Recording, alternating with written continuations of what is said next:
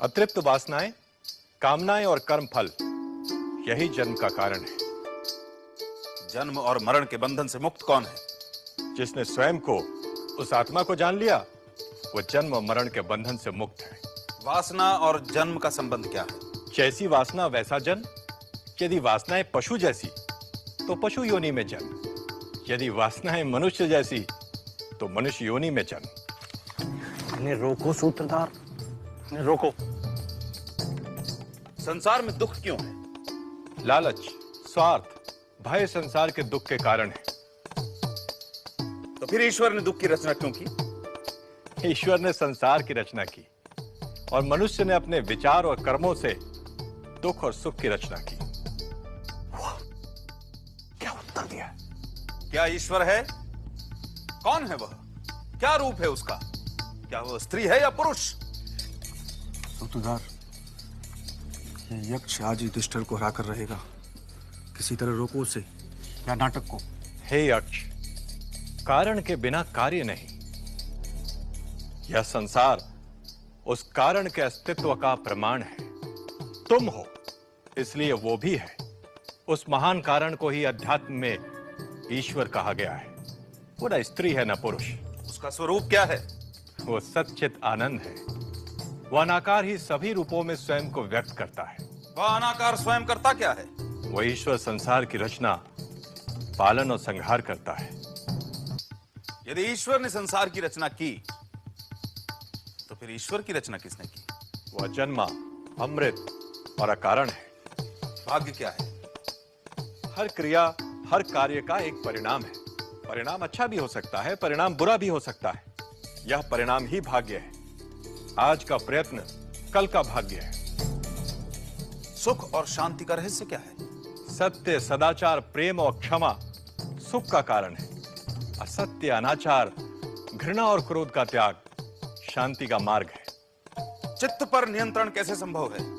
इच्छाएं, कामनाएं चित्त में उद्वेग उत्पन्न करती हैं। इच्छाओं पर विजय चित्त पर विजय है। सूत्रधार, पर्दा गिरा दे। नहीं, युधिष्ठिर आज अनजाने में मनुष्य के मन पर पड़े हुए बहुत से पर्दे उठा रहा है। सच्चा प्रेम क्या है? स्वयं को सभी में देखना सच्चा प्रेम है।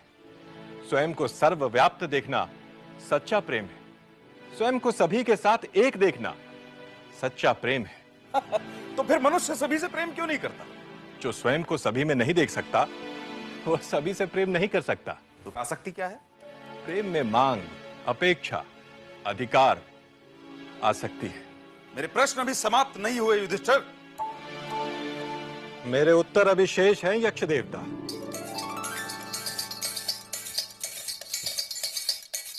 ये दोनों लड़ने को तैयार हैं सूत्रधार। आप कहें तो मैं मधुमक्खी बन यक्ष को काट दूं।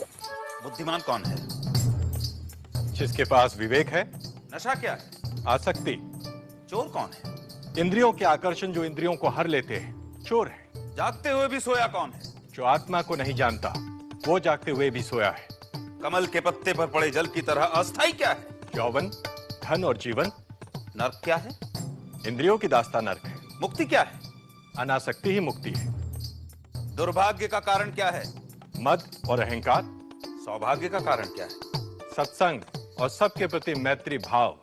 सारे दुखों का नाश कौन कर सकता है? जो सब छोड़ने को तैयार हो। मृत्यु पर्यंत यातना कौन देता है? गुप्त रूप से किया गया अपराध। दिन रात किस बात का विचार करना चाहिए? सांसारिक सुखों की क्षण भंगुरता। संसार को कौन जीतता है? जिसमें सत्य और श्रद्धा है। भय से मुक्ति कैसे संभव है? वैराग्य से। मुक्त कौन है? जो अज्ञान से परे है। अज्ञान क्या है? आत्मज्ञान का अभाव ही अज्ञान है। दुखों से मुक्त कौन है? जो कभी क्रोध नहीं करता। वह क्या है जो अस्तित्व में है भी और नहीं भी? माया। माया क्या है?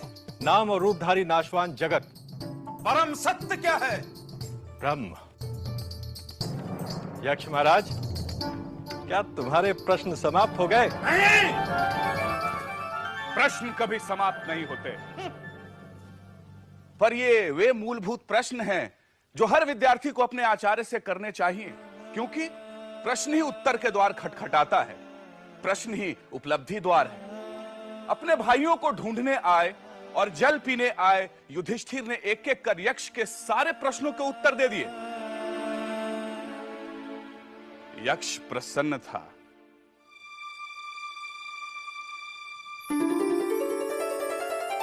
मैं प्रसन्न हूं युधिष्ठिर, इसलिए अपने चारों भाइयों में से जिस एक को तुम चाहो वह जीवित हो सकता है।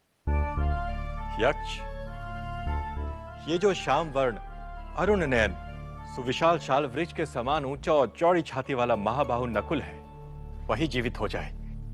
युधिष्ठिर, तुमने अपने चारों भाइयों में से नकुल को क्यों चुना? यक्ष, मेरी दो माताएं हैं, कुंती और माद्री। मेरे लिए जैसी कुंती वैसी ही माद्री। मैं दोनों माताओं के प्रति समान भाव ही रखता हूं। मैं कुंती का एक पुत्र जीवित हो, इसलिए चाहता हूं कि माद्री का एक पुत्र जीवित हो। युधिष्ठिर, तुमने अर्थ और काम से भी अधिक दया और समता का आदर किया है, इसलिए मैं तुम्हारे चारों भाइयों को जीवित करता हूं।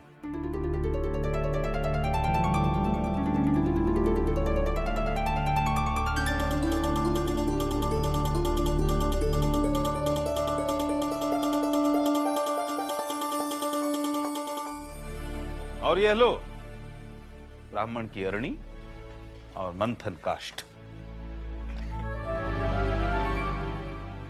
यक्ष को अपने प्रश्नों का उत्तर